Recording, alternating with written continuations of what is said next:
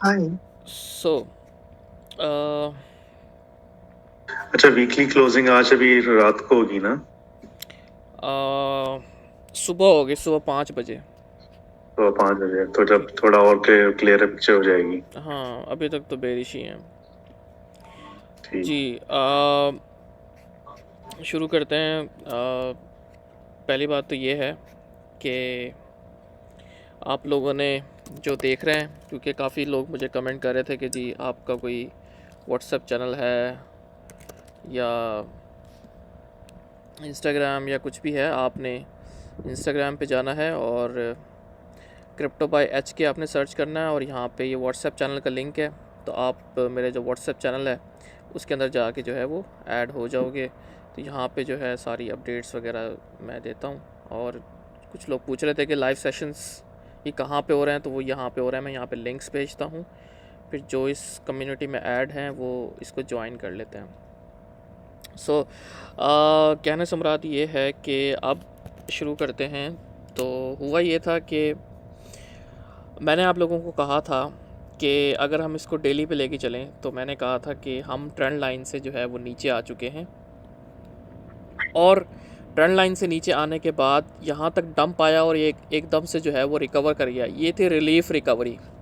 अब ये जो कैंडल थी ना, बेसिकली ये क्या थी, ये एक पिन बार कैंडल थी। आम रिटेलर को ट्रैप करने के लिए ये पंप काफ़ी था और ये कैंडल काफ़ी थी। काफ़ी लोगों ने कहा कि भाई ये रिवर्सल साइन है, मार्केट जो है अब रिवर्सल साइन दे चुकी है और अब हम जो है वो ऊपर की तरफ जो है वो जाने वाले हैं। बट अगेन मनी मेकर्स की तरह आपने सोचना होता है, रिटेलर्स की तरह नहीं, आम मार्केट लोग जो एनालिस्ट हैं उनकी तरह नहीं। आपने सोचना होता है सबसे अलग, सबसे हट के।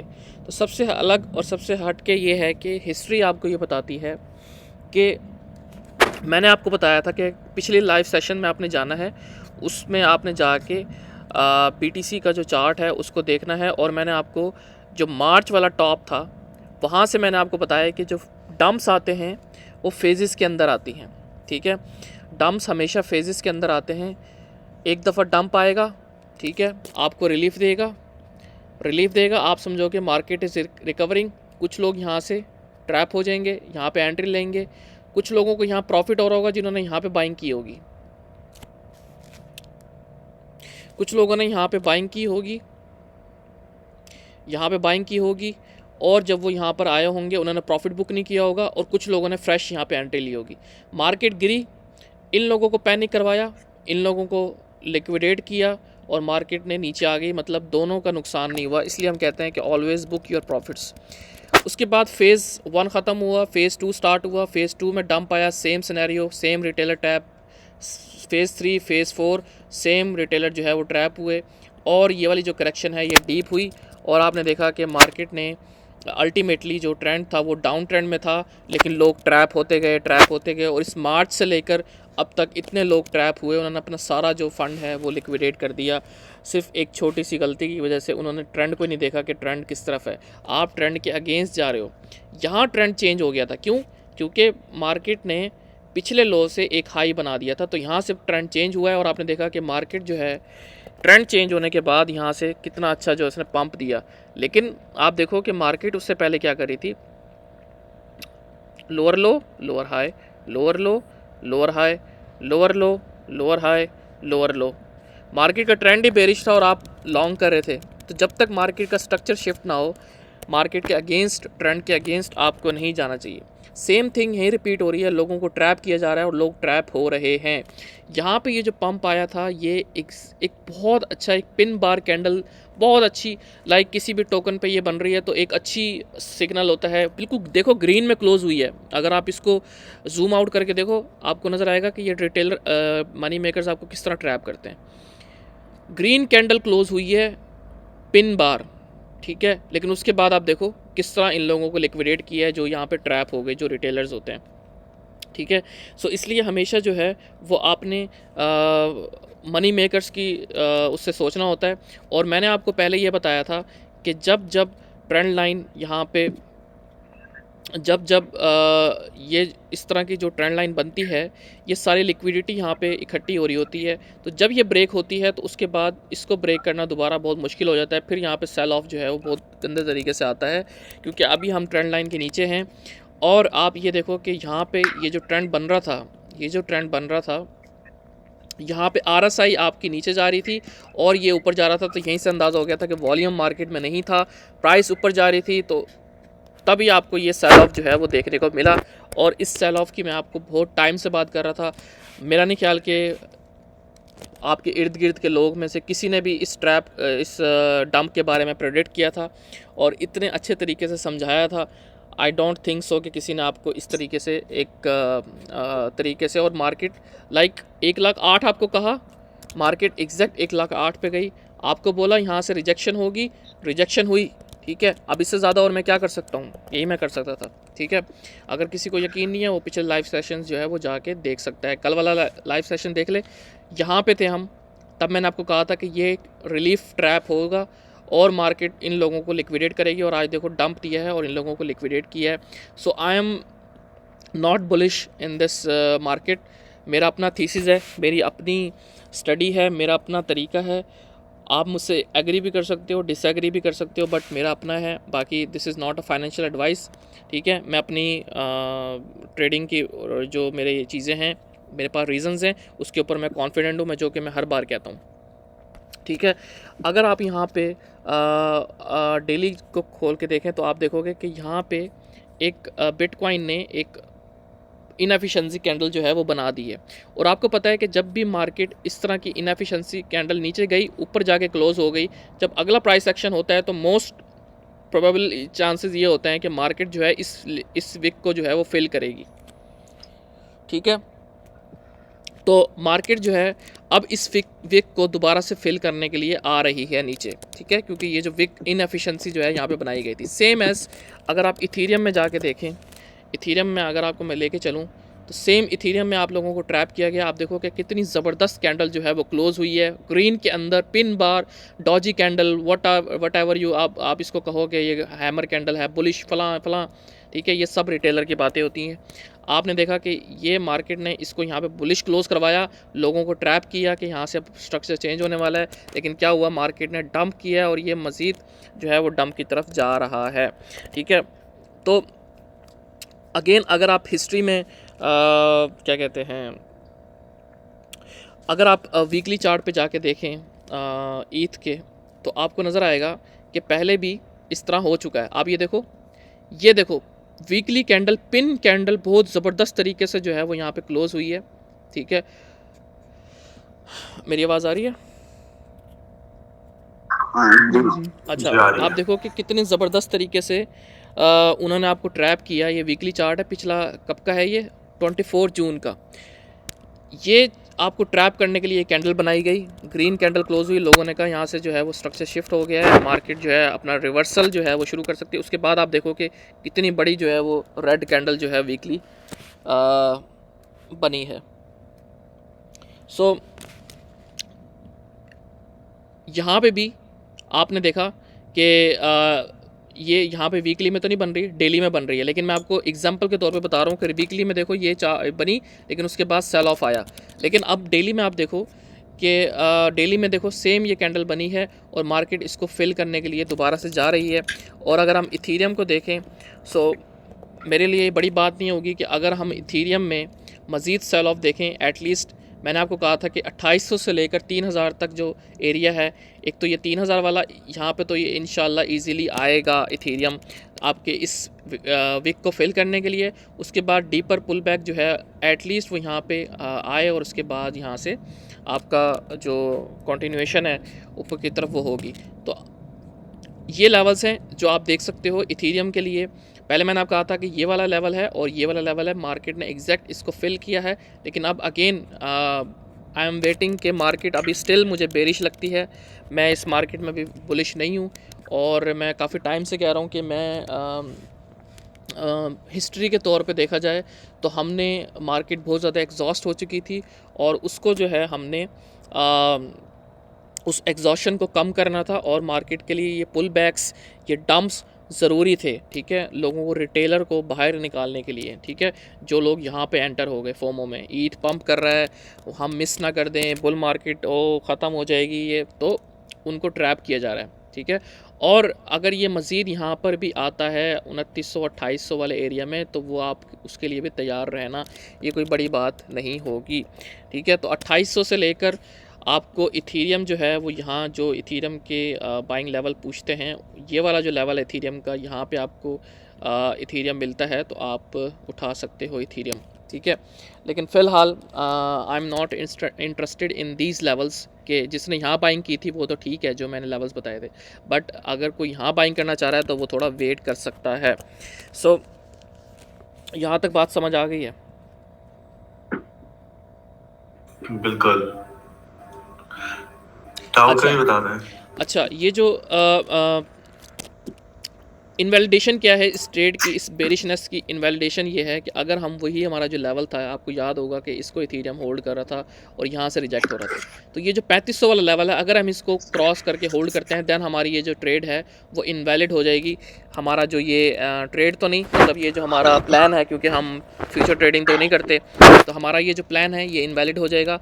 लेकिन अगर हम 3500 से ऊपर क्लोजिंग देते हैं, लेकिन अगेन मुझे यही लग रहा है कि हम इस इनएफिशिएंसी को दोबारा फिल करने जा रहे हैं। 3000 की रेंज में इथीरियम जो है वो दोबारा से जा सकता है। सो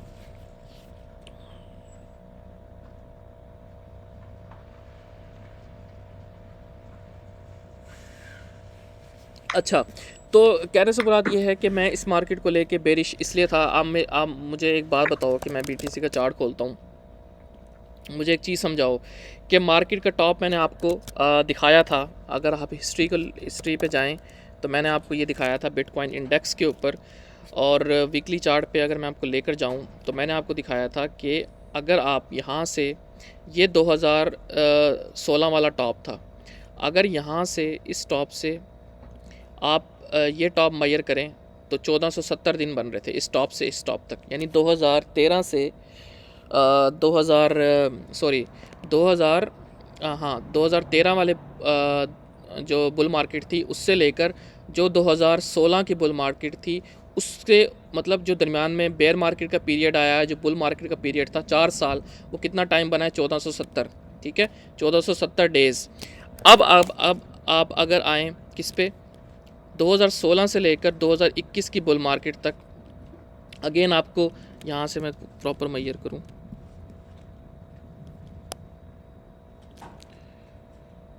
अगेन आपको 1428 दिन, ठीक है, 1470, 1428, और अब दोबारा से अब हमारे वाले जो साइकिल चल रहा है उसका टॉप जो है वो कहाँ तक लग सकता है?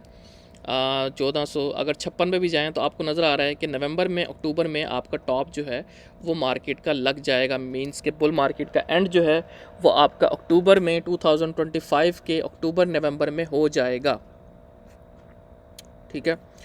अच्छा, अब ये जो टॉप है, मुझे एक कॉमन सेंस की बात बताओ, ठीक है, सब में कॉमन सेंस है, मुझे एक बात बताओ, हमारे पास अब से लेकर अब तक अब से लेकर और अक्टूबर तक कितने महीने हैं इस वक्त? आज क्या दिसंबर चल रहा है, एटलीस्ट 9-10 महीने हैं ना अभी। इस 9-10 महीने में आपको क्या लगता है कि इस 9-10 महीने में प्राइस क्या यूं जाती रहेगी ऊपर? अगर 9-10 महीने में प्राइस पंप ही करती रहे तो भाई बिटकॉइन तो 50 लाख डॉलर पे चला जाएगा।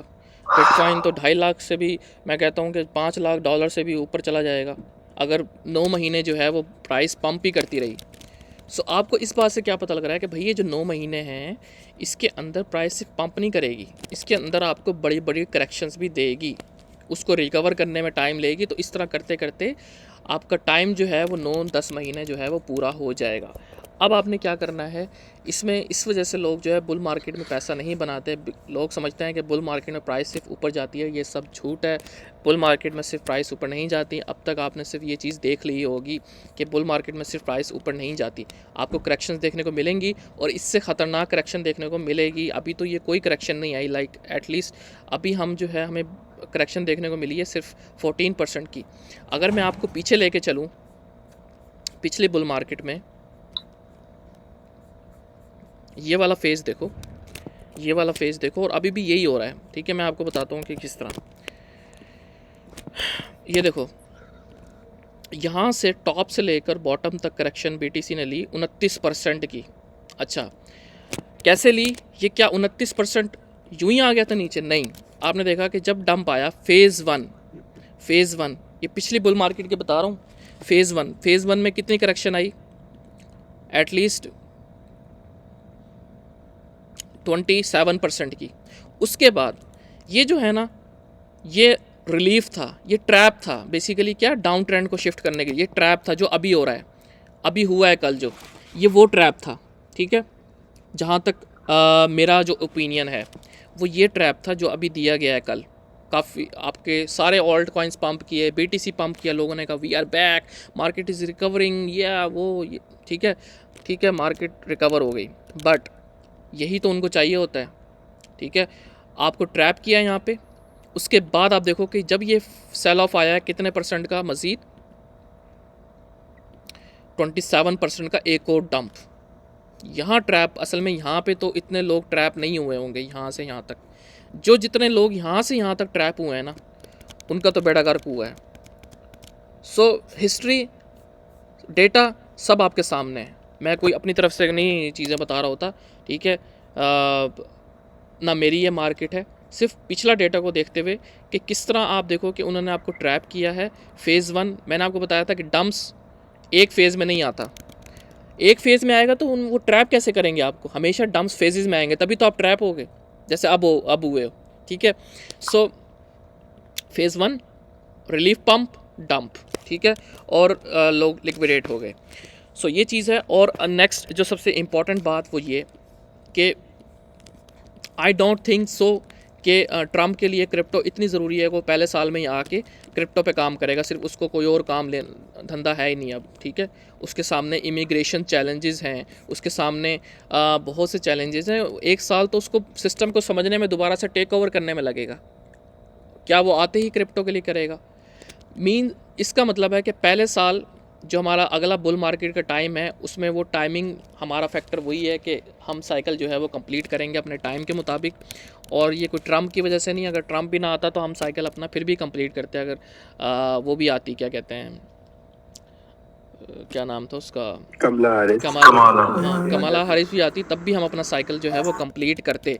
लेकिन अब मैं आपको मज़े की बात बताऊँ, मेरा जो मानना है ना कि हम फर्स्ट ईयर में तो क्रिप्टो के ऊपर इतना काम जो है वो नहीं देखेंगे कि उससे जो है, मतलब वो अपने ऑफिस में आने के बाद वो सिर्फ क्रिप्टो करेगा, ऐसा नहीं हो सकता, ठीक है। दूसरी बात ये है कि मुझे लगता है कि वो कब करना शुरू करेगा, जब बेयर मार्केट जो है वो स्टार्ट हो चुकी होगी, ठीक है।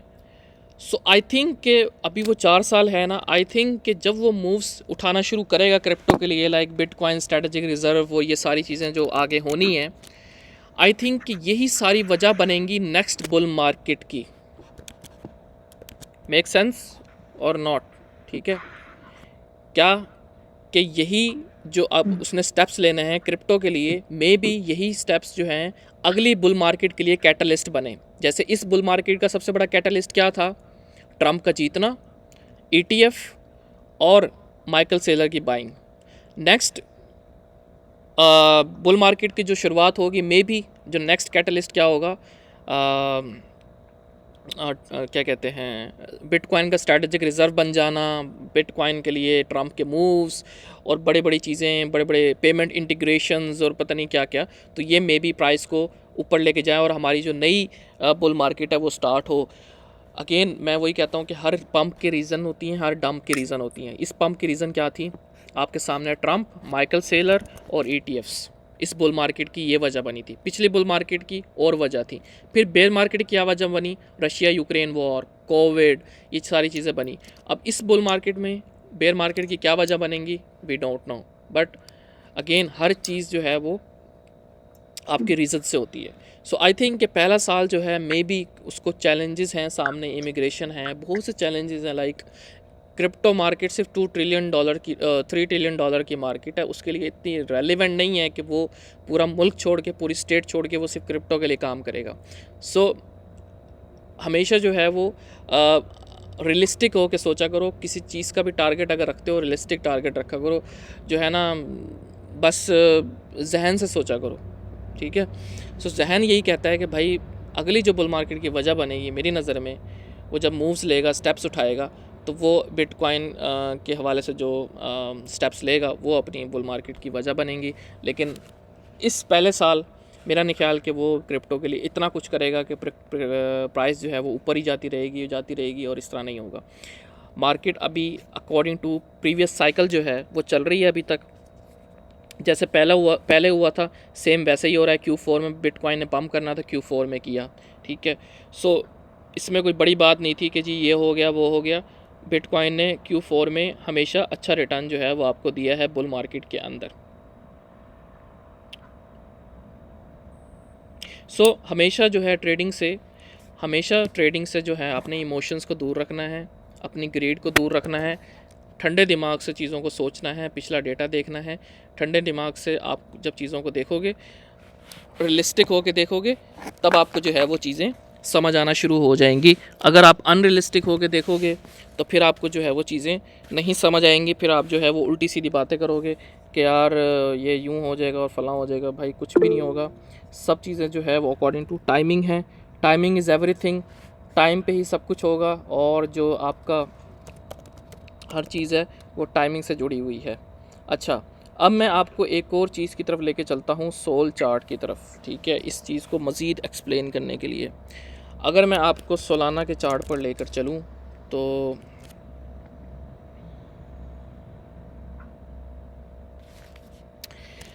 अगर आप इसको डेली पर लेके जाएं, सोलाना में कितनी करेक्शन आई है अभी तक? सिर्फ 33%, ठीक है। पिछली बुल मार्केट में अगर आप जाएं, ये है पिछली बुल मार्केट,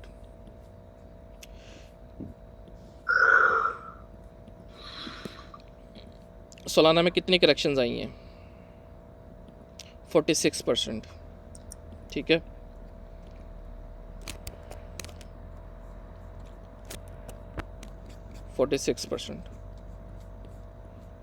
अभी हम कितने हैं? 33। अगर यहाँ से मज़ीद इसको हम ले जाएं मज़ीद नीचे, सॉरी, इसको हम मज़ीद ले जाएं 46 पे, लाइक सोलाना अगर 141 140 पे भी चला जाए तो कोई बड़ी बात नहीं है, ठीक है। इतना डीप भी सोलाना जो है वो जा सकता है। सो अगेन ये तो है, it is what it is. और अभी तक सोलाना भी अपने इस इम्पोर्टेंट जोन से नीचे है। मे भी सोलाना जो है हमें दोबारा इस रीजन में 160 वाले 150 वाले रीजन में दोबारा देखने को मिल सकता है। सो हर चीज़ बेरिश है। सो ये नहीं कि मेरा चार्ट या मेरा कॉइन, कोई बात नहीं है। अगर हम टाओ पे चलें, मैं आपको टाओ पे भी एक चीज़ और दिखा दूं कि मैं इस प्रोजेक्ट को लेके बहुत ज़्यादा बुलिश हूँ, ठीक है। अल्टीमेटली प्राइसेस ने ऊपर जाना है, लेकिन ये सब चीज़ें मैं क्यों बताता हूँ कि आप अपना रिस्क जो है वो मैनेज करो। आप देखो कि जब टाओ में अभी पिछले दिनों जो डंप आया, तो आप देखो कि मार्केट ने इस डंप के बाद ये जो रिकवरी दी, इसके बाद एक रिलीफ पंप दिया, तो ये एक अच्छा मौका था कि अपनी पोजीशंस को कट करने का, ठीक है। लेकिन आप देखो कि अल्टीमेटली प्राइस क्या करती है, इन लिक्विडेशंस विक को क्या करती है, सारा फिल करती है। इन लिक्विडेशन विक्स को, इनएफिशिएंसीज़ को मार्केट इसने टाओ ने जो है वो फिल किया, और एटलीस्ट 398 पे दोबारा से आके जो है वो गिरा है। अभी भी जो है वो बेरिश लग रहा है। सो हर कॉइन बेरिश है, BTC डोमिनेंस पम्प कर रही है, बिटकॉइन डंप कर रहा है। सो इस मार्केट में यही हो सकता है कि आप अपना रिस्क मैनेज करें। और जो मैंने चीज़ें बताई हैं, मेरा प्लान जो है वो स्टिल सेम है। आई एम एक्सपेक्टिंग कि मेरा प्लान जो है वो ऐसे ही चलता रहे। अभी तक तो चल रहा है ये वाला प्लान जो हमने मार्क किया हुआ है।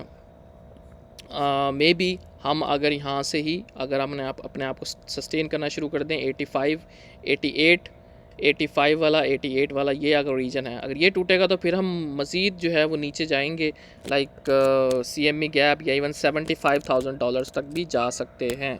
सो अभी फ़िलहाल तो आप नज़र में रखें ये मैक्रो रेंज लो 88 to 85 वाला एरिया।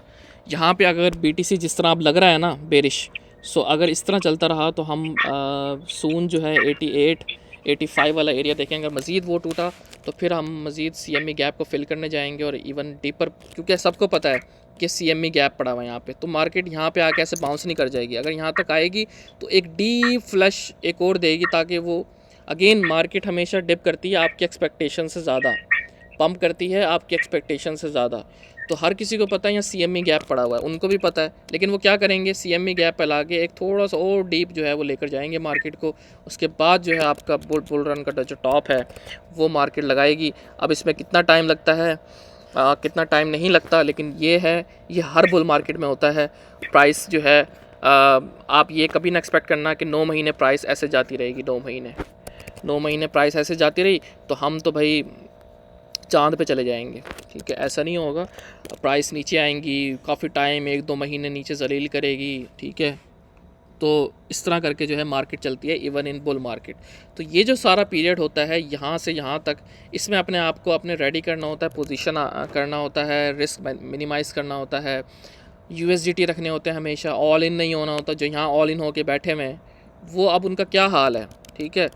वो देखो, जब भी कोई कॉइन 50% नीचे गिरता है ना, तो उसको ऊपर जाने के लिए 100% का मूव चाहिए। आप लाइक टोटली फंस जाते हो बिल्कुल। एक 50% चीज़ डाउन हुई है, लाइक अगर कोई चीज़ 20% डाउन हुई है तो उसको आपको उस पर जाने के लिए 40% का मूव चाहिए। सो ये मेरा प्लान है। ये मेरी चीज़ें हैं जो मैंने कहा कि मैं आप लोगों के सामने रखूं, कि ये जो पंप आया था ये जस्ट आपको ट्रैप करने के लिए था, और लोग ट्रैप हुए भी हैं। मुझे कितने लोगों ने मैसेज किया कि we are recovering, market recover कर रही है, तो मैंने उनको यही कहा था कि पिछला सेशन जाके देखो। लिटरली मैंने उनको यही कहा था कि पिछला सेशन जाके देखो। और आप देख सकते हो कि यहाँ से मार्केट ने जो है वो डंप लिया है ऑलमोस्ट 4% का, और ओल्ड कॉइन्स तकरीबन 10-15% गिर चुके हैं कल या परसों जो लाइव सेशन हुआ है उसके बाद से। क्योंकि मैंने कहा था कि हम इस ट्रेंड लाइन के हम नीचे आ चुके हैं, हमारा रिस्क जो है अब नीचे जाने का बढ़ता जाएगा अगर हम इस एरिया के नीचे रहे। अगर हमने इस एरिया से ऊपर जो है क्लोजिंग देना ना शुरू करी 1 लाख से 1,02,000 के ऊपर, तो आपको नज़र आएगा। अगर हम इसको वीकली पे ले जाके देखें तो आपको एक और चीज़ नज़र आएगी, बेरिशनेस। आप देख सकते हैं कि कितनी बेरिश कैंडल जो है वीकली की बनी है बिटकॉइन के ऊपर, और कितने ज़्यादा कॉन्टीन्यूसली वीक्स के बाद। आपको याद होगा मैंने आपको हफ्ते भी गिनवाए थे कि भाई पिछले बुल मार्केट में 1 2 3 4 5 6 हफ्ते के ये भी मतलब डंप्स आए हैं, लेकिन आपको तकरीबन सेम एज़ प्रीवियस तकरीबन 3 हफ्तों के बाद करेक्शन देखने को मिली है। ये फेजेस हैं करेक्शन के, ठीक है। ये फेज़ आया रिकवर, ये फेज़ आया रिकवर, लोगों ने समझा मार्केट तो हर वक्त रिकवर हो जाती है, ठीक है, जब भी डंप आता है। तो ये जो डंप आया है ये इन सबको जो है वो लेके डूब गया, ठीक है। अब मज़ीद अगर ये मज़ीद यहाँ से वीकली कैंडल जो है वो नीचे क्लोज़ हो जाती है, और मज़ीद आपको यहाँ से चांसेस बढ़ जाएंगे नीचे जाने के लिए। सो एक और चीज़ मैं अगर आपको दिखाऊँ, ये ज़रा साफ चार्ट पे लेकर चलूँ,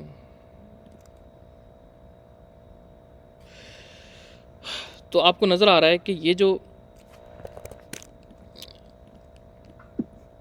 बिटकॉइन के ऊपर डिविएशन हुई है बेसिकली,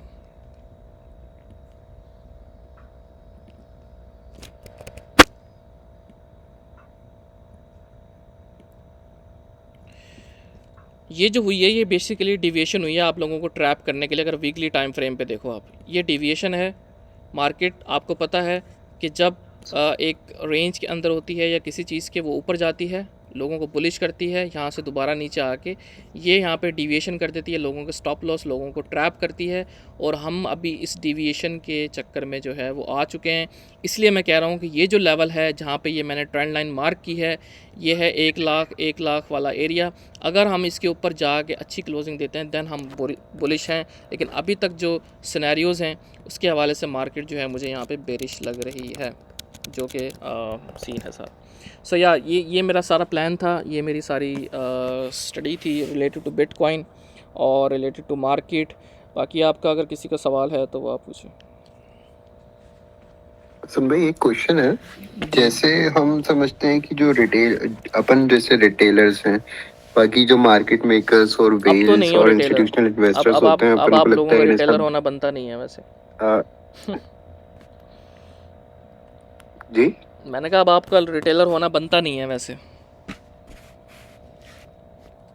ओके, तो ये जो मार्केट मेकर्स हैं और इंस्टीट्यूशनल इन्वेस्टर्स हैं, इन्हें तो स्टॉप लॉस वगैरह सब पता रहता है, तो बट वी ऑल नो कि माइकल सेलर ने 105 एंड 106 पे बिटकॉइन खरीदे, तो क्या मार्केट ने उसे भी ट्रैप करा है?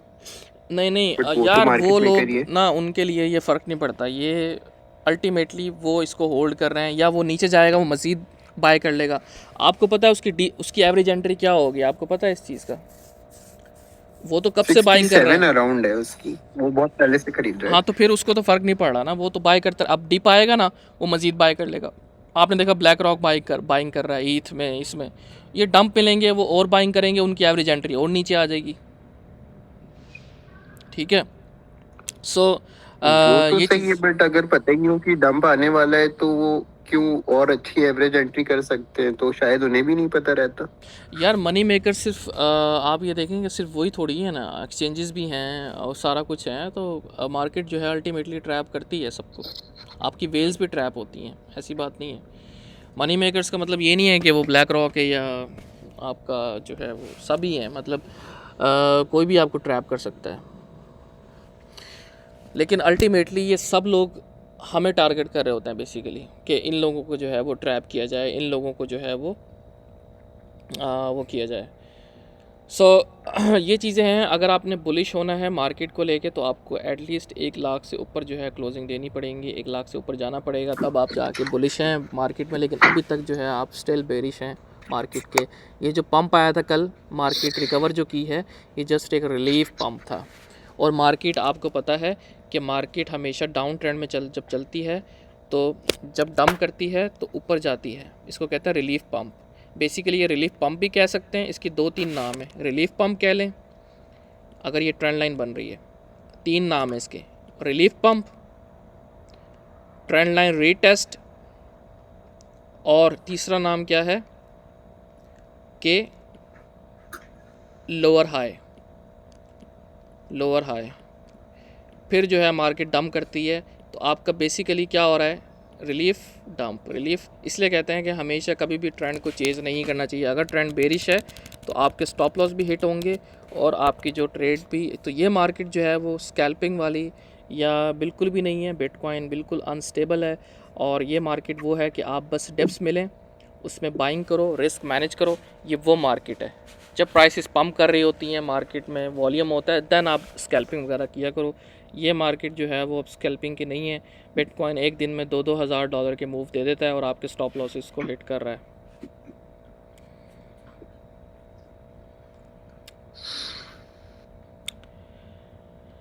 जी पूछें, और किसी का सवाल है तो। असल में ये जो बीटीसी जब अपना ऑल टाइम हाई बनाता है, तो वो सेम ही टाइम होता है जब ऑल्ट कॉइन्स भी अपना ऑल टाइम हाई बनाते हैं, नहीं या नहीं, कुछ वो डिफरेंस है? इस तरह नहीं होता। वो ये होता है कि फॉर एग्ज़ाम्पल कि बिटकॉइन यहाँ तक आया 1,10,000 तक, 1,00,000 फॉर एग्ज़ाम्पल 1,00,000 तक आया और यहाँ से वो स्टेबल हो गया और बीटीसी डोमिनेंस गिरना शुरू हो गई, तो ऑल्स आपके पंप करना शुरू हो जाएंगे। देखें, जब बिटकॉइन यहाँ से यहाँ तक पंप किया, ठीक है, 100K तक नहीं बल्कि 99 तक, आपने देखा कि बिटकॉइन ने ना कंसोलिडेट करना शुरू कर दिया था, याद है? और ऑल्ट्स ने बहुत अच्छा पंप किया। वो क्यों किया? क्योंकि जो सारी रैली आई थी ना, बेसिकली इस सारी रैली आई थी, इसमें ऑल्ट्स पंप नहीं किए थे। तो यहाँ पे बीटीसी ने रुक के ऑल्ट्स ने उनको कैचअप किया, इस रैली को कैचअप किया ऑल्ट्स ने। ठीक है, जो ऑल्ट्स आपने देखा था कि बिटकॉइन 100 पे आ गया था, ऑल्ट्स वहीं पड़े हुए थे। तो फिर ये हुआ कि बिटकॉइन यहाँ पे स्टेबल हो गया था और पैसा निकल के ऑल्ट्स में जाना शुरू हुआ, और इस रैली को, ये जो सारी रैली आई थी बीटीसी की, इसको कैचअप किया था ऑल्ट्स ने। तो अब तकरीबन जब बीटीसी को कैचअप कर लिया था, उसके बाद जो है आपने देखा कि ऑल्ट्स में दोबारा से जो है वो उसी लेवल पर आ गए हैं जहाँ से वो स्टार्ट हुए थे। तो मार्केट जो है आपने कुछ भी नहीं बनाया मार्केट से, अगर आपने प्रॉफिट बुक नहीं किया तो। जी AI रहमान।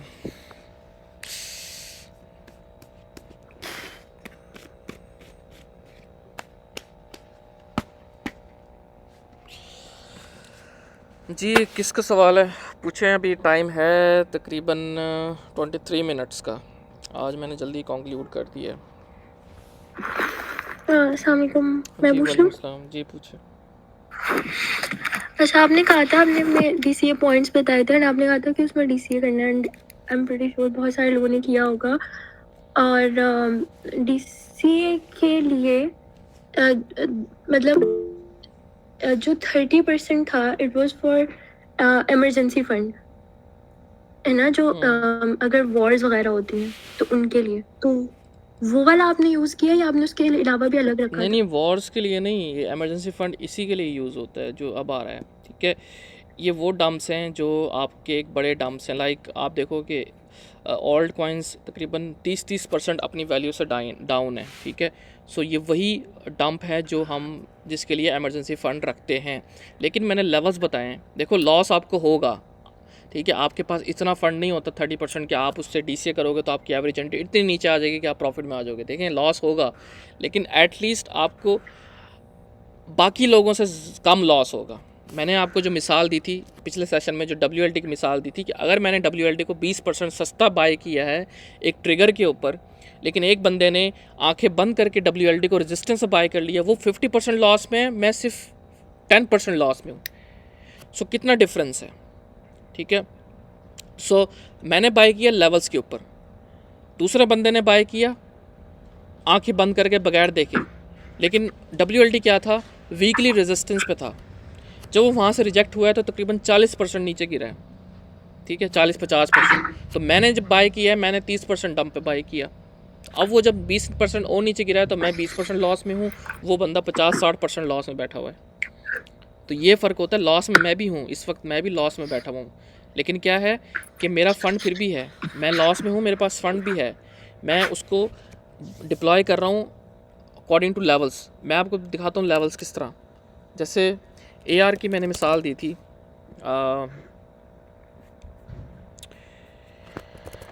एक तो देखो दो किस्म के फ़ंड होते हैं आपके पास। एक तो होता है आपका इमरजेंसी DCA वाला फ़ंड, एक होता है जिससे आप, एक फ़ंड होता है जो आप प्रॉफिट बुक कर रहे होते हो, ठीक है। अगर आप प्रॉफिट बुक नहीं कर रहे तो आपका DCA फ़ंड भी आपके लिए इनफ नहीं होगा। प्रॉफिट बुक कौन सा, कि WLD जो AR जो है, वो जब यहाँ पर आया था इस पॉइंट पर जब WLD आया तो मैंने कहा कि आपको क्या नज़र आ जाना चाहिए था कि ये WLD की क्या थी, WLD बार बार कह रहा हूँ, डेली पे और वीकली पे रेजिस्टेंस है AR की। तो मुझे यहाँ प्रॉफिट बुक कर लेना चाहिए था। क्यों कर लेना चाहिए था कि भाई अगर मैं यहाँ से रिजेक्शन हो गई मेरी, तो फिर मैं क्या करूँगा।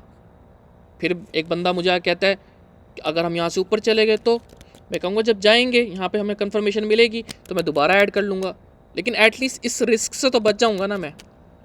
तो मैंने क्या किया कि मैंने यहाँ पे $100 लगाए हुए थे, यहाँ पे मैंने 50% सेल कर दिए। अब ये जो मैंने 50% सेल किए हैं, ये मैंने जो लेवल मार्क किया हुआ था, आपको मैं बता रहा था कि मैं जो है बाइंग करूँगा इस लेवल पे, ये ट्रिगर जब प्ले होगा $20 वाला। तो मैंने जो है ये $20 वाला जो ट्रिगर जैसे ही प्ले हुआ है, मैंने ये जो 50 यहाँ पे बेचे थे, 50 के मैंने दोबारा बाई कर लिए AR यहाँ पे। अब ये यहाँ से मेरे बाइंग करने के बाद ये यहाँ से कितना नीचे है,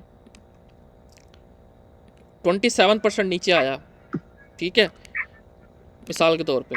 लेकिन अगर मैं यहाँ पे प्रॉफिट बुक ना करता, जिस बंदे ने यहाँ बाई किया हुआ है फोमो में आके रेजिस्टेंस पे, वो बंदा कितना डाउन है, 51% मैं कितना डाउन हूँ, 27%, तकरीबन हाफ का फ़र्क है।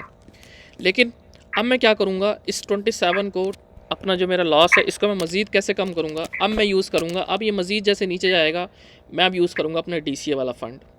एक मैं DCA करूँगा, मैंने ये ट्रिगर बनाया था कि $16 वाला जो लेवल है ये बहुत ज़्यादा इंपॉर्टेंट है AR का। अगर हम इसको होल्ड नहीं करते, हम इजीली इस लेवल पर आ रहे हैं, तो ये मेरा नेक्स्ट DCA जोन होगा फॉर AR, $12 वाला, ठीक है। यकीनन मैं इसके यहाँ पे DCA करने के बाद भी मैं लॉस में आऊँगा यकीनन, लेकिन मेरा लॉस उससे कहीं ज़्यादा कम होगा जो बंदा यहाँ से बाय करके बैठा हुआ है और उसने प्रॉफिट भी बुक नहीं किया। आप समझ आ रही है आपको बात?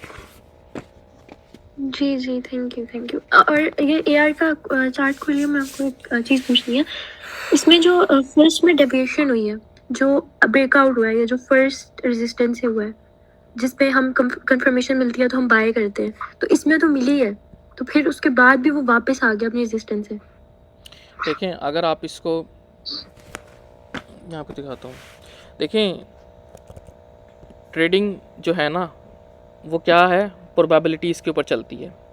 अगर एक चीज़ यहाँ पे सस्टेन हो गई और हम उसमें बाइंग कर रहे हैं सिर्फ उसी बेस पे, सिर्फ स्टेबल होने की बेस पे, और वो नीचे आ गई है, तो हमारा वो एक प्लान यूँ समझें कि वो इनवैलिड हो गया। वो मेरा देखें invalidation point, invalidation levels, invalidation का कॉन्सेप्ट ट्रेडिंग में क्यों बनाया गया है, क्योंकि नथिंग इज़ 100% मतलब कि एक्यूरेट, ठीक है।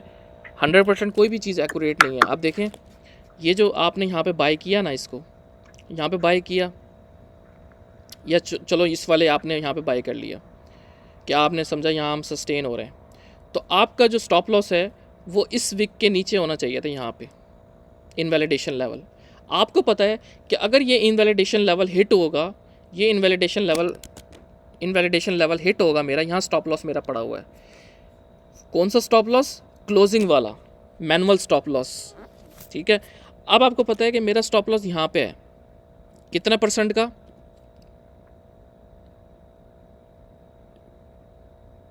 3% का, ठीक है। लेकिन आपको रिटर्न कितना मिल रहा है? 52% का, और सिर्फ 3% का स्टॉप लॉस है, ठीक है। तो कितनी अच्छी ट्रेड है ये। लेकिन क्या आपका स्टॉप लॉस यहाँ पे हिट हो गया, तो कोई बात नहीं, ये ट्रेडिंग है, आपका इनवैलिडेशन पॉइंट है ना। क्या हुआ, आपने 3% का लॉस एक्सेप्ट कर लिया, लेकिन आप ये देखो कि जब आपका इनवैलिडेशन पॉइंट हिट हुआ तो आपको AR ने कितने परसेंट का डंप दिया? 44% का। इट मीन्स कि आप 44% के लॉस से बच गई सिर्फ 3% का लॉस बर्दाश्त करने से। समझ आ रही है? जी बिल्कुल। सो ये इनवैलिडेशन पॉइंट्स ट्रेडिंग में इसलिए बनाए गए हैं कि भाई हर बंदा, नोबडी नोस कि आगे क्या होगा, सिर्फ आप अपनी एनालिसिस के बेसिस पे वो कर रहे होते हो। तो कोई बात नहीं, अगर मेरा 3% का स्टॉप लॉस हिट हो जाएगा तो कोई बात नहीं, नेक्स्ट ट्रेड कोई तो मुझे ऐसी ट्रेड मिलेगी ना। अब देखो यहाँ 3% का स्टॉप लॉस आपका हिट हो गया, नेक्स्ट ट्रेड में आप 10% बना लेती हैं, सिर्फ 10% बना लेती हैं नेक्स्ट ट्रेड में, तो आपको तो लॉस रिकवर हो गया। 7% तो आप फिर भी नेट के अंदर बैठी हुई हैं दिन के एंड पे, ठीक है। सो अगर आपने कोई 10 ट्रेड ली हैं तो उसमें से अगर आप 5 भी लॉस में चली गई हैं ना, ये बात आप समझना, 10 में से 5 अगर लॉस में चली गई, इट मीन्स कि 5 पे आपका एनालिसिस रॉन्ग हो गया, गलत हो गया। इट डजंट मीन कि आपकी गलती थी। इसका मतलब ये है कि आप वहाँ पे ट्रैप हो गई, या आपको अभी मज़ीद लर्निंग की ज़रूरत है, या आपका एनालिसिस बिल्कुल ठीक था, मार्केट में कोई बैड न्यूज़ आ गई जिसकी वजह से मार्केट जो है वो गिर गई। जब वो गिरी है तो आपका इनवैलिडेशन पॉइंट 3% पे था, ठीक है, और आप उस 3% का स्टॉप लॉस हिट हो के आपको $100 पे $3 नुकसान हो गया, कोई बात नहीं, वहीं पे आप $40 के लॉस से बच गई और आपकी ट्रेड जो है वो इनवैलिड हो गई। अगर आप 3% की 5 लॉस कर देती हैं, तकरीबन 15% बनता है, और वहीं अगर आप 5 ट्रेड 10% की ले लेती हैं तो ये 50% बन जाएगा। समझ आ रही है? तो 50 में से 15 जब जाएंगे पीछे कितना बचेगा, यानी 35% आप फिर भी प्रॉफिट में। तो अगर आपकी 5 ट्रेड भी लॉस में चले गई हैं, अगर आपका रिस्क मैनेज है, अगर आप रिस्क मैनेज कर रही हैं अपना, ठीक है, तो आप प्रॉफिट में ही अपने आप को जो है वो एग्जिट करेंगे, अगर आपका रिस्क मैनेज है। अगर आप अंधाधुंधी एम ही बस एंट्री ले रही हैं, स्पेकुलेशन कर रही हैं, वो इस्लाम भी उसको अलाउ नहीं करता। अगर आप ऐसी किसी चीज़ में एंट्री ले रहे हो बगैर सोचे समझे, तो वो स्पेकुलेशन होती है, ठीक है, गैम्बलिंग होती है। मीम कॉइन्स क्यों हराम है? इसी वजह से कि उसमें आपका एनालिसिस नहीं होता, उसमें बस ये है कि आर या पार, या तो मुझे इसमें 10-20x मिल जाएगा, या मुझे बिल्कुल भी कुछ नहीं मिलेगा, या मैं इसमें पूरा ज़ीरो पर आ जाऊँगा, ठीक है।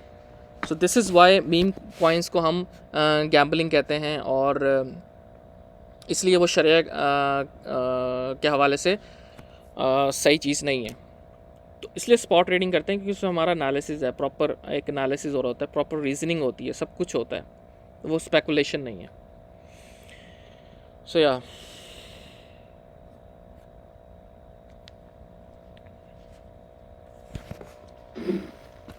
हसन भाई, बुल रन में हम क्या मल्टीपल नैरेटिव्स के कॉइन डिफरेंट टाइम पे पकड़ सकते हो? पॉसिबल होगा? यार पकड़ने का अगेन कोई कुछ पता नहीं होता, तो बेहतर यही होता है कि आप अपने अब जैसे गेमिंग टोकन्स हैं वो मोस्टली जो है ना, लो कैप्स और गेमिंग टोकन्स वो बुल रन के मतलब के आखिर में जो है वो पम्प करते हैं गेमिंग टोकन्स। अभी जो शुरू में पम्प आपने देखा कि XRP पंप किया, एच बार, ये सारे जो हाई कैप्स टोकन्स थे वो पंप किए। अभी तो मिड कैप्स में, लो कैप्स में, गेमिंग टोकन्स में, उनमें तो पैसा ही नहीं आया। और आगे अब GTA 6 आने वाली है गेमिंग टोकन्स के लिए, बहुत ज़्यादा अच्छी न्यूज़ है। और मैं कल वो पढ़ रहा था, एक पॉडकास्ट देख रहा था, उसमें बता रहा था कि GTA 6 के अंदर जो है वो क्रिप्टो पेमेंट जो है, जो उसमें रियल मनी यूज़ होगा GTA 6 के अंदर। और GTA 6 जो है वो रॉकस्टार की गेम है, आपको पता है कि वो दुनिया की सबसे बड़ी गेमिंग इंडस्ट्री है रॉकस्टार, ठीक है। वो उसकी गेम जब भी मार्केट में आती है, जो लोग गेमिंग करते हैं उनको पता होगा रॉकस्टार की गेम्स कितनी, GTA 5 आई थी, ठीक है, जिन्होंने खेली है, और रॉकस्टार की और बहुत सारी गेम्स हैं। तो वो जब मार्केट में आती हैं तो वो वैसी तबाही मचाती हैं। तो जब GTA 6 लॉन्च होगी तो उससे पैसा जो है वो आपका गेमिंग टोकन्स में फ़्लो होगा। और कहने को ये कहा जा रहा है कि जो उसमें क्रिप्टो जो है वो यूज़ होगी GTA 6 के अंदर, क्योंकि वो GTA जो रॉकस्टार है उसकी कोशिश है कि हम GTA को रियल वर्ल्ड बनाएं, मतलब कि बिल्कुल डिट्टो कॉपी बनाएं, जो कि एक जो हमारी करंट ज़िंदगी है, करंट जो लाइक आप देखोगे GTA 5 जो है वो GTA 4 से ज़्यादा रियल थी। अब GTA 6 जो आ रही है वो GTA 5 से ज़्यादा रियल होगी, ठीक है। सो उसमें ये कहा जा रहा है कि उसमें अगर आप कोई भी पैसा कमाओगे, लाइक गाड़ी चला के कुछ भी, या कोई मिशन कंप्लीट करोगे, कुछ भी करोगे, तो आपको एक रियल मनी जो है उसमें आप रियल मनी ट्रेड कर सकते हो। सो उससे गेमिंग इंडस्ट्री में जो है वो काफ़ी पैसा आएगा आगे। अच्छा, AI में चैट GPT का जो है वो GPT 5 की लॉन्च होने की खबरें हैं कि GPT 5 आने वाला है 2025 में। तो 2025 में बहुत सारी चीज़ें जो हैं वो होने वाली हैं, ठीक है। सो 2025 बहुत अच्छा होगा, लेकिन again at the and market ने पम्प करना है, हर कॉइन अपना टॉप बनाएगा। लेकिन कहने से मुराद ये है कि असली ट्रेडर वही होता है जो इन सारी चीज़ों को सीखे और उसके बाद रिस्क मैनेज करके और वो करे, ठीक है। वरना होल्ड करके तो बैठे रहोगे, वो तो है, वो तो आपको फिर होल्ड ही करना है। तो फिर आप बाइनेंस बंद करें, बाइनेंस बंद करके बैठ जाएं, 6-7 महीने के बाद जो है वो ओपन करना नेक्स्ट साल, ठीक है। सो लेकिन अगर आपने ट्रेडिंग सीखनी है, ट्रेडिंग करनी है, तो आपको इन सब चीज़ों को जो है वो पता होना चाहिए कि कब मार्केट आपको ट्रैप करेगी और कब करेगी।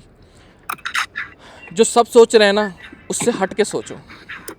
हमेशा मार्केट में वो होता है, जो सब सोच रहे होता है ना, वैसा कभी नहीं हो रहा होता मार्केट में। वो आपको अभी तक पता लग गया होगा, जैसा सब सोचते हैं वैसा नहीं होता, ठीक है। सो ये चीज़ें हैं, ये मार्केट में रह के आपको समझ आएंगी। मैं भी स्टिल सीख रहा हूँ चीज़ों को, और डेली कोई ना कोई चीज़ सीखता हूँ। आप लोग भी सीखा करो। तो इसी तरह जो है वो, और ट्रेडिंग जो है एक बहुत अच्छी स्किल है। अगर आपके पास ये स्किल आ जाती है तो आप लोगों की हेल्प भी कर सकते हो, इससे आप इनकम भी बना सकते हो। आप किसी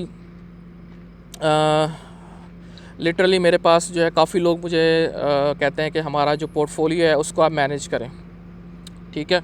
हम आपको पे करने के लिए तैयार हैं, हम आपको न्यू सब्सक्रिप्शन करें, हम आपको पे करने को तैयार हैं। मुझे लोग करते हैं, लेकिन मेरे पास टाइम नहीं है। सो ये एक ऐसी स्किल है, जैसे बाकी स्किल्स हैं उस पर आपको टाइम लगता है 10 साल 20 साल, ठीक है। आप इंजीनियर बनते हो, डॉक्टर बनते हो, 5-6 साल 10 साल की मेहनत लगा के डॉक्टर बनते हो, इंजीनियर बनते हो। लेकिन ट्रेडिंग में आते हो, आप कहते हो एक दिन में ही मैं मिलीनियर बन जाऊँ, एक दिन में मुझे स्किल आ जाए, एक दिन में मैं मार्केट को प्रेडिक्ट करना सीख जाऊँ। ऐसा नहीं हो सकता, आप ज़्यादती कर रहे हो ट्रेडिंग के साथ। ट्रेडिंग भी एक स्किल है, इसको भी ईयर्स चाहिए, 10-20 साल चाहिए, 5 साल चाहिए, ठीक है। सो 2-3 बुल मार्केट में जाके आपको फिर आप एक अच्छा ट्रेडर बनते हो। जब 2-3 बुल मार्केट गुजार ले, तो एटलीस्ट एक बुल मार्केट गुजार लो, पूरा साइकिल 4 साल का। फिर आपको पता होगा कि कौन से मंथ में क्या होना है, इथेरियम में कब पैसा आएगा, फ़लाँ चीज़ में कब पैसा आएगा। तो ये बहुत अच्छी स्किल है। अगर आप इसको सीखोगे आप इससे बहुत पैसा कमा सकते हो। वो वाला पैसा नहीं कि मैं एक दिन में अमीर हो जाऊँ, वो वाला नहीं, मतलब आप लोगों की हेल्प करके, आप उनके पोर्टफोलियोज़ मैनेज करके। एक यूट्यूबर है, वो दुबई में रहता है, वो इंडियन यूट्यूबर है, वो दुबई में रहता है, वो सिर्फ लोगों के पोर्टफोलियोज़ मैनेज करता है, उसकी इनकम वही है, उसके पास क्रिप्टो की स्किल है, वो अपनी ट्रेडिंग से ज़्यादा लोगों के पोर्टफोलियो मैनेज करता है और वहीं से वो अच्छा पैसा कमा रहा है, लाखों डॉलर जो है वो बंदा कमा रहा है। और आपको पता है दुबई में बड़ी बड़ी जो है वेल्स हैं, उनके पोर्टफोलियोज़ हैं, उनके पास टाइम नहीं है, उनको बंदे चाहिए उनके पोर्टफोलियोज़ मैनेज कर। तो जब तक आपको रिस्क मैनेजमेंट ही नहीं आती होगी, वो आपको क्यों रखेगा? वो पागल है। असली चीज़ तो रिस्क मैनेजमेंट है। अगर वो आपको हायर भी करेगा तो वो आपसे यही कहेगा ना कि यार अब आप सारा कुछ उसका पूरा पोर्टफोलियो टॉप पे बाय करके बैठ गए हो और मार्केट 50% नीचे आ गई, वो तो आपको गालियाँ देगा। ठीक है, सो ये स्किल है, ये बहुत अच्छी स्किल है। आप जो है अगर सीखते हो, सो बाकी चीज़ों की तरह इसका भी फ्यूचर है और आगे आने वाले वक्त में इसका बहुत फ्यूचर है क्रिप्टो का।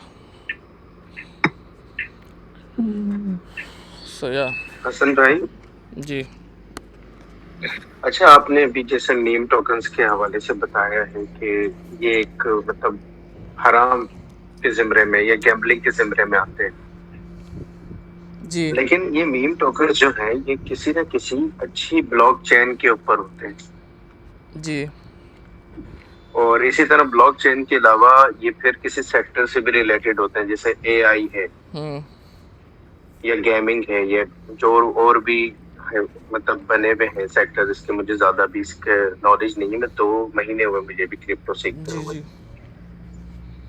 तो इस पे लिस्ट होने वाला मीम कॉइन, तो ये एक वैसे ही ओवरऑल एक वो उसकी अपीयरेंस में एक नुमाया हाईलाइटेड चीज होती है कि बाइनेंस पे लिस्ट हुआ है, क्योंकि जिस तरह आपने बताया कि ये कॉइन उठता है तो उठ जाता है, नहीं उठता तो गिर जाता है। तो अक्सर मीम टोकन जो उठते हैं वही बाइनेंस पर लिस्ट होते हैं। तो इस हवाले से क्या ये अब भी गैम्बलिंग के ज़िम्मे में ही रहेगा? देखें मीम, क्योंकि इस तरह तो और भी कॉइन्स हैं। मीम कॉइन्स की ना टाइप्स होती हैं, ठीक है। जिन मीम कॉइन्स का यूज़ केस होता है ना, वो मीम कॉइन्स नहीं रहते। फॉर एग्ज़ाम्पल डॉज पहले मीम कॉइन के तौर पे लॉन्च हुआ था, लेकिन अब वो मीम कॉइन नहीं रहा। फ्लॉकी जो है उस पहले मीम कॉइन के तौर पे लॉन्च हुआ, लेकिन अब उसके अंदर एक यूटिलिटी आ गई है। उसके अंदर अब आपको नज़र आ रहा है कि वो अब पार्टनरशिप्स कर रहा है। अब क्रिकेट मैच हुए थे, उसमें जो है फ्लॉकी का लगे हुए थे, लोगों ने फ्लॉकी को देखा, उसमें काफ़ी पैसा आया, ठीक है। लेकिन एक जो चीज़ जो है वो सिर्फ एक फ़न के तौर पे बनाई जा रही है, खामा उनकी बात की जाती है, ऐसे मीम टोकन्स की बात नहीं की जाती जिनका रेलेवेंट यूज़ केस है। फॉर एग्ज़ाम्पल अब खैर मैं यहाँ नहीं कहना चाहता, अब आप जाके ज़रा पंप डॉट फन पे जाओ, जहाँ पे मीम टोकन्स बनते हैं, या इवन डेक्स पे चले जाओ। डेक्स स्क्रीनर जो है वेबसाइट है, यहाँ पे मैं आपको दिखाता हूँ, ये वाली।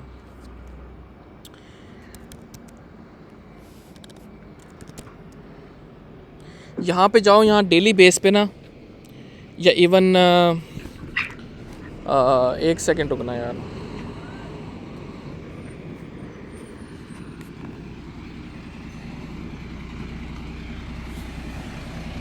चार मिनट बचे हैं।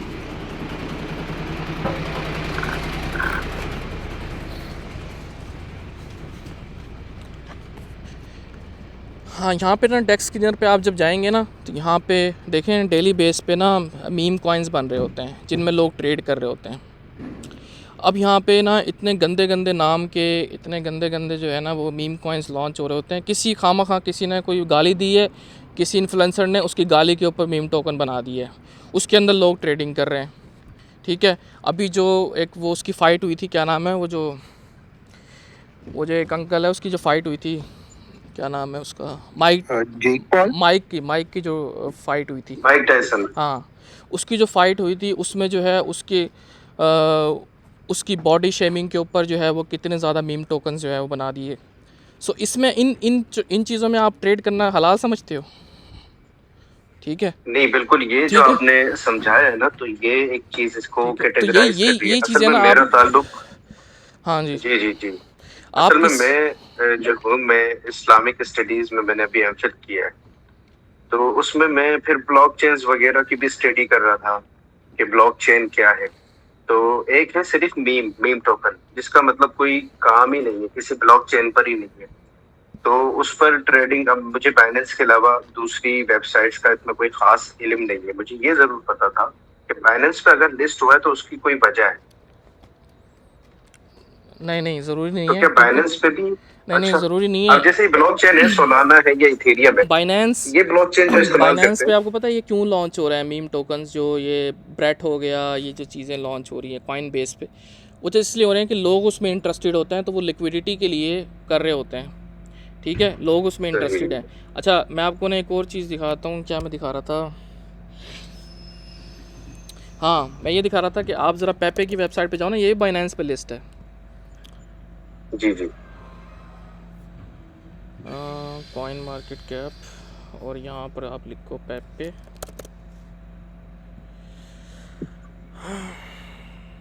टाइम कितना रह रहा है?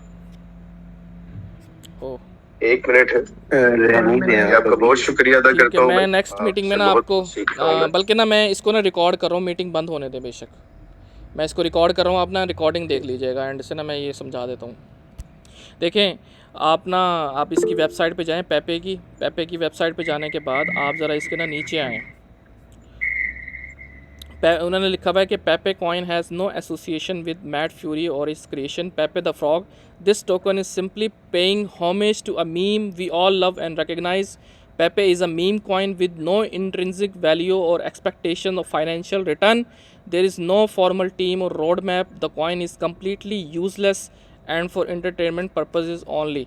मतलब आपको वो ख़ुद बता रहा है कि भाई इस कॉइन का कोई लेना देना नहीं है, ये कॉइन जो है वो सिर्फ़ एक यूज़लेस चीज़ है और सिर्फ एंटरटेनमेंट पर्पसेस के लिए बनाया गया है। तो ऐसे टोकन में आप इन्वेस्ट करना जो है उसको हलाल समझोगे या हराम, ये मैं सवाल जो है ना आपके ऊपर छोड़ रहा हूँ।